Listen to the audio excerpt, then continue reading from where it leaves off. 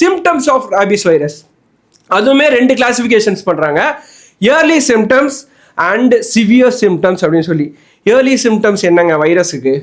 அது என்ன பண்ணோன்னா, உள்ளே பூந்தா ஃபஸ்ட்டு வந்து ஆன்டிபாடிஸை காலி பண்ணோம்.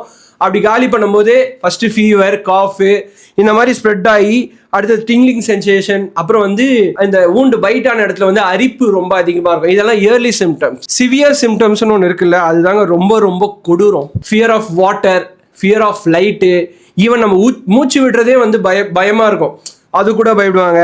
அப்புறம் எக்ஸஸாக வந்து வாயில் வந்து எச்சில் சுரக்கும், ஃபைனலாக பேரலிசிஸ் அண்ட் டெத். இதுதான் severe symptoms.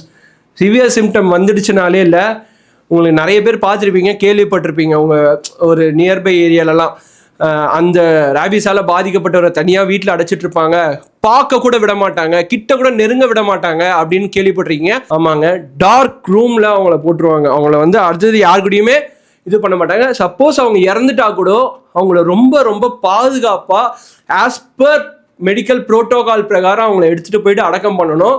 It's like corona PPE kit இருக்குல்ல, அந்த மாதிரி தான் அவங்களை எடுத்துகிட்டு போயிட்டு அடக்கம் பண்ணுவாங்க. ஸோ இந்த பிரஜேஷ் சோலங்கியும் அப்படி தான் ஒரு அடக்கம் செய்யப்பட்டார். ஏன்னா அந்த அளவுக்கு ஒரு கொடூரமான வியாதி.